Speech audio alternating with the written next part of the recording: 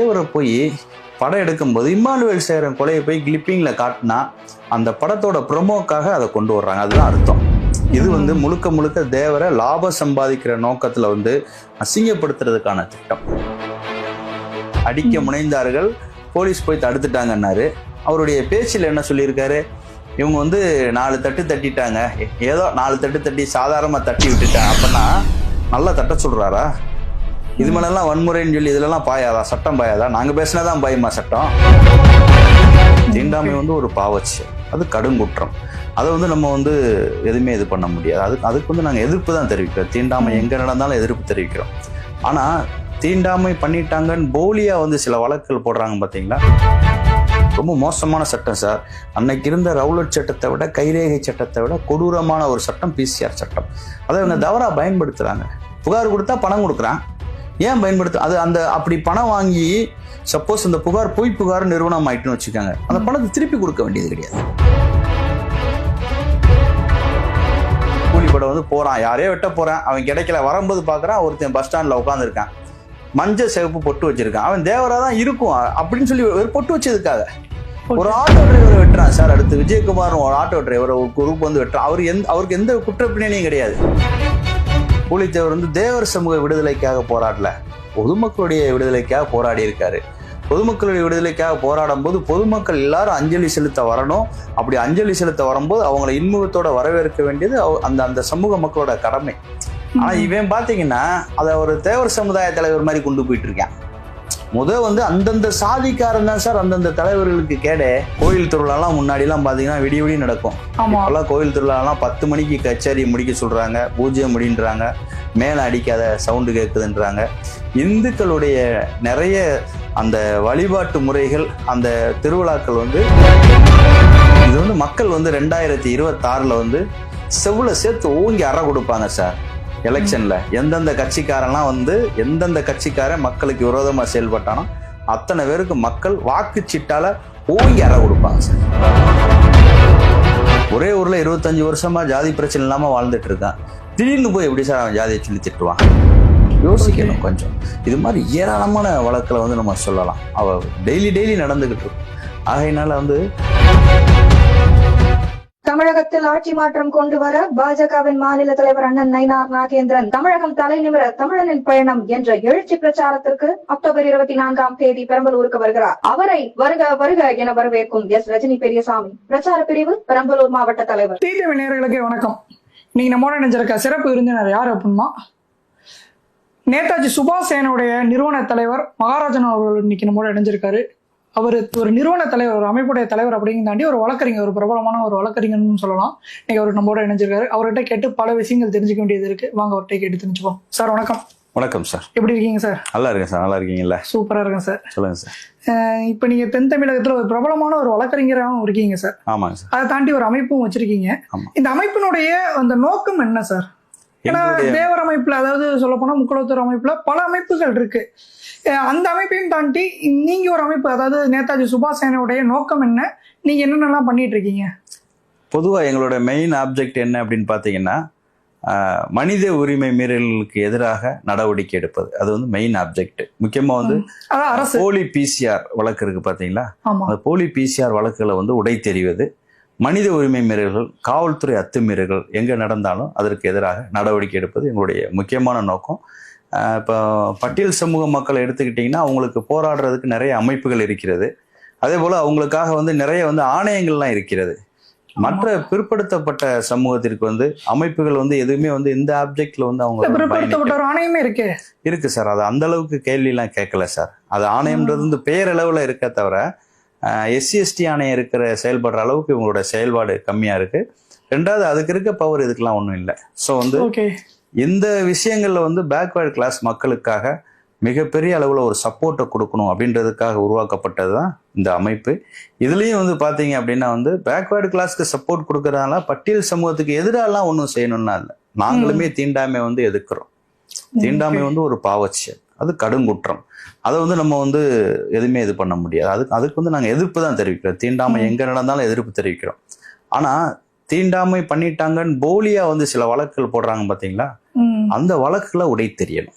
அதுவும் நிறைய பேர் வந்து இந்த பிசிஆர் ஆக்ட வந்து தவறா பயன்படுத்துறாங்க. தவறான நீங்க ஒரு வழக்கறிஞராவே இருக்கீங்க. ஆமா சார். அந்த மாதிரி நீங்க ஃபேஸ் பண்ண வழக்குகள் எது இருக்கா? போலி பிசிஆர் நான் உடைச்சிருக்கேன். ஏகப்பட்டது இருக்கு சார். ஏதாவது சம்பவம் சொல்ல முடியுமா? நிறைய சொல்லலாம் சார்.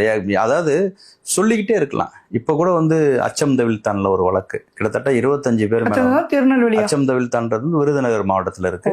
ஆனா 25 பேர் மேல வழக்கு கொடுத்துட்டாங்க. 25 பேர் வந்து எங்களை வந்து தெருவில் நடமாட விட மாட்டேன்றாங்க. ஆக்சுவலா அது வந்து ஒரு கோயில் பிரச்சனை, அதை அப்படியே மாத்துறாங்க. எங்களை நடமாட விட மாட்டேன்றாங்க அப்படின்ட்டு பிசிஆர் வழக்கு கொடுக்குறான். ஒரே ஊர்ல 25 வருஷமா ஜாதி பிரச்சனை இல்லாம வாழ்ந்துட்டு இருக்கான். திடீர்னு போய் எப்படி சார் அவன் ஜாதியை சொல்லி திட்டுவான்? யோசிக்கணும் கொஞ்சம். இது மாதிரி ஏராளமான வழக்கில் வந்து நம்ம சொல்லலாம். அவ டெய்லி நடந்துகிட்டு இருக்கும்.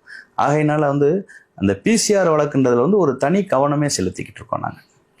அதெல்லாம் சார் அந்த பிசிஆர் ஆக்டை எடுக்கணும்னு சொல்றாங்களா? இந்த பிசிஆர் வழக்குங்கிறதே அது இருக்கக்கூடாது அப்படின்னு சொல்றாங்களா? அதை பத்தி உங்களுடைய கருத்து? நான் ஒரு வழக்கறிஞர். பிசிஆர் ஆக்டை வந்து எடுக்கவே முடியாது சார். ஏன்னா அது சென்ட்ரல் கவர்மெண்ட் எனாக்ட் பண்ண ஒரு ஆக்ட், பார்லிமெண்டில் நிறைவேற்றப்பட்ட ஒரு சட்டம். அதை நீ எடுக்கணும் அப்படின்னா பார்லிமெண்ட் வந்து மறுபடியும் வந்து கூடி எல்லாருமே இது பண்ணி அதுக்கப்புறம் தான் அந்த ஆக்டை வந்து அபாலிஷ் பண்ண முடியும். ஆனா அப்படி பண்ணாலுமே அவங்க வந்து சப்போஸ் சுப்ரீம் கோர்ட்டுக்கு போறாங்கன்னு வச்சுக்கோங்க, அதுல மாற்றங்கள் இருக்கலாம். இடையில உச்ச நீதிமன்றத்துல வந்து ஒரு தீர்ப்பு சொல்றாங்க. பிசிஆர் வழக்குல வந்து நிறைய போலி வழக்குகள் நிறைய வருது. அப்படி வர்றதுனால அந்த பிசிஆர் வழக்குல இனிமே இந்த கைது விசாரணை எல்லாத்தையுமே கைதெல்லாம் வந்து உடனடியா பண்ண வேணாம். அது பெரிய ஒரு எஸ்பிஐ லெவல்ல உள்ள ஒரு அதிகாரி தான் அதை மேற்கொள்ளணும்.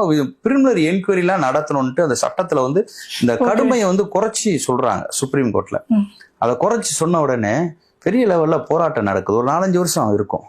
அந்த டைம்ல வந்து தமிழ்நாட்டுல வந்து பிசிஆர் அப்படின்ற ஒரு விஷயத்த வந்து கடுமைப்படுத்தணும்னு ஒரு 2 பேர் லெட்டர் போட்டாங்க. சென்ட்ரல் கவர்மெண்ட்டுக்கு அழுத்தம் கொடுத்தாங்க.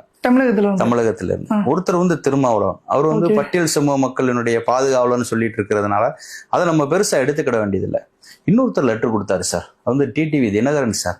அவர் வந்து அரசியலுக்காக திடீர்னு வந்து எங்களுடைய சமூக மக்களை வந்து கொஞ்சம் கூட யோசிக்காம இந்த பிசிஆர் வழக்கு எல்லாமே சவுத்துல வந்து ஒரு வருஷத்துக்கு வந்து 500 வழக்கு ஒரு மாவட்டத்துக்கு விழுது சார்.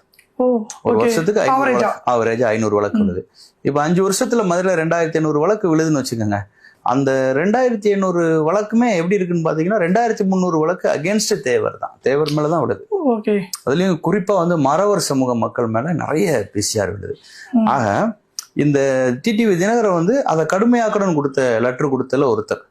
அதனாலே எங்களுக்கு வந்து அவரை வந்து எங்களுக்கு சுத்தமா அவர் மேல ஒரு ஒப்பீனியன்ல அவரை பிடிக்கல. இதுதான் மெயினான காரணம்.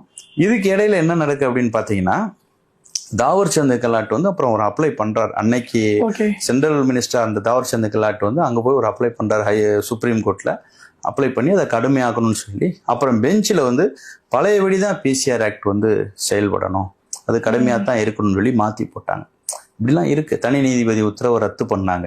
ஸோ பிசிஆர் ஆக்டை எடுக்கணும் அப்படின்னு அங்கங்க போராட்டம் பண்றாங்கல்ல, இந்த போராட்டங்கள் எல்லாமே வந்து பிசிஆர் ஆக்டை கடுமைப்படுத்தணும்னு சில பேர் போராடுறான் பாத்தீங்களா, அந்த அளவுக்கு கூட இல்லை. கடுமைப்படுத்தணுன்றவங்க கூட அதிக எண்ணிக்கையில ஸ்ட்ராங்கா போராட்டம் பண்றான். அதை எடுக்கணும் அதை நீக்கணும்னு போராட்டம் பண்றது எங்கேயுமே நடக்கல. நாங்க தான் கடந்து நாயா அலைஞ்சிக்கிட்டு இருக்காங்க. அதை எப்படியாவது ஸ்டாப் பண்ணணும் அப்படின்னு. ஒரு வழக்கறிஞரா நீங்க சொல்லுங்க, பிசிஆர் ஆக்ட் இருக்கணுமா இல்ல இருந்துச்சு அப்படின்னா அது எந்த மாதிரி ஒரு நடைமுறையில இருக்கணும்? சார் பிசிஆர் ஆக்ட் வந்து கண்டிப்பா இருக்கணும் சார். எப்ப இருக்கணும் அப்படின்னு கேட்டீங்கன்னா, உண்மையிலே ஒரு இடத்துல தீண்டாம நடக்கு பாத்தீங்களா, அதை தடுக்கிறதுக்கு ஒரு சிறப்பு சட்டம் தேவை. ஆனா மத்த கம்யூனிட்டியும் நிறைய பேர் சாதியை சொல்லி இழிவாவோ திட்டுறான் பாத்தீங்களா, அந்த கம்யூனிட்டிகளுக்கும் ஒரு பிரிவிலேஜ் வேணும். அதுக்கும் ஒரு சட்டத்தை தனிச்சட்டத்தை ஏற்றணும், எந்த சாதியை சொன்னாலும். ஆனா பிசிஆர் ஆக்ட்ல சில விஷயங்கள்லாம் இருக்கு. எடுத்த உடனே கைது பண்றது, அதே போல வந்து ஒவ்வொரு நிலையிலையும் வழக்கோட ஒவ்வொரு நிலையிலையும் புகார் கொடுத்தவரை கேட்டுட்டு தான் அதுல வந்து அடுத்த ஸ்டெப்புக்கு போறது. அதே போல அந்த பொருட்களை ஜப்தி பண்றது, கேஸ் நடந்துட்டு இருக்கும்போது பொருளை ஜப்தி பண்ணிக்கலாம். இந்த மாதிரி கடுமையெல்லாம் இருக்கு. 60 நாள்ல ஒருத்தர் வந்து ஒரு அஃபென்ஸ் பண்ணிட்டாரு பிசிஆர் ஆக்ட்ல வந்து ஒரு செக்ஷன்ல அவர் வந்து ஒரு கேஸ பண்ணிட்டாருன்னு வச்சுக்கோங்க, அவருடைய சொத்துக்களை வந்து அவருடைய வழக்கு முடிகிற வரைக்கும் ஜப்தி பண்ணி வச்சுக்கலாம். அது அசையும் பொருளா இருந்தாலும் சரி, அசையா பொருளா இருந்தாலும் சரி. அசையும் பொருளா இருந்துச்சுன்னா அதை அவங்க வந்து வாங்கி வச்சுக்கலாம்.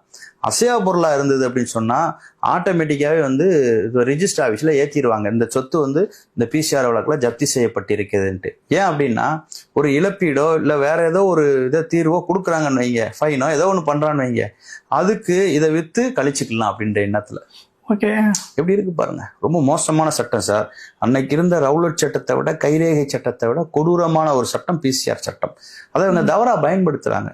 புகார் கொடுத்தா பணம் கொடுக்குறான், ஏன் பயன்படுத்த அது அந்த அப்படி பணம் வாங்கி சப்போஸ் அந்த புகார் பொய் புகார் நிறுவனம் ஆயிட்டுன்னு வச்சுக்காங்க, அந்த பணத்தை திருப்பி கொடுக்க வேண்டியது கிடையாது, வாங்கி வச்சுக்கலாம். ஒரு புகாருக்கு 1 லட்சம் கொடுக்குறான்னு வைங்க, புகார் கொடுத்த உடனே 1 மாசம் 2 மாசத்துல வந்து ஒரு 1/4 அது வந்து இதுல இருந்து கவர்மெண்ட்ல இருந்து கொடுத்துறாங்க சார். 1/4 கொடுத்துறேன். சார்ஜ் ஷீட் போடும்போது ஒரு போர்ஷன் கொடுக்குறான், சாட்சி சொல்லும் போது ஒரு போர்ஷன் கொடுத்துறான். அது புகாரோட வெராசிட்டியை பொறுத்து மாறுபட்டே வரும்.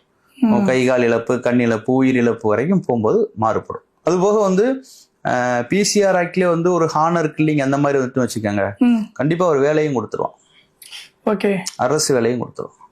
எவ்வளவு விஷயம். முத்துமனோன்னு ஒருத்தர், அவர் மேலேயே நிறைய கேஸ் இருந்தது, திருநெல்வேலி ஜெயிலில் இருந்தார். அவரை ப்ராப்ளம் பண்ணி அங்கே உள்ளேயே கொலையாயிருது, ஜெயிலுக்குள்ளேயே.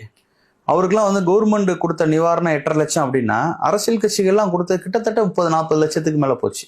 அவர் மேலேயே பல கொலை வழக்கு, அவர் மேலேயே பல கொலை வழக்கு இருக்கு. அதனால இது வந்து எப்படி அப்படின்னு கேட்டீங்கன்னா, சில பேரை காப்பாற்றணும் அப்படின்றதுக்காக தவறான பாதைக்கு அவங்கள தள்ளுறாங்களோ, அவங்க இப்போ பிசிஆர் வந்து அவங்களே கொடுக்க வேண்டாம், நமக்குள்ள தெரிஞ்சவன் தானே, வேணாம் அந்த பிரச்சனையை விடுன்னு நினைச்சா கூட 1 லட்சம் சும்மா வருதுன்னு நினைச்சா கொடுக்க தானே சார் செய்வான்.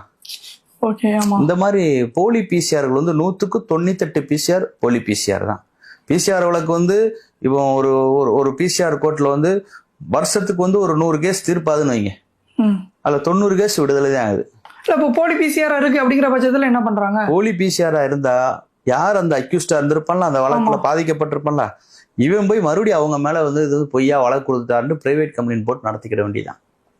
வேற ஒன்றும் ப்ரிவிலேஜ் கிடையாது இதுல. அந்த பணத்தை கூட கவர்மெண்ட் கொடுத்த பணத்தை கூட கவர்மெண்ட் ரிட்டர்ன் வாங்காது.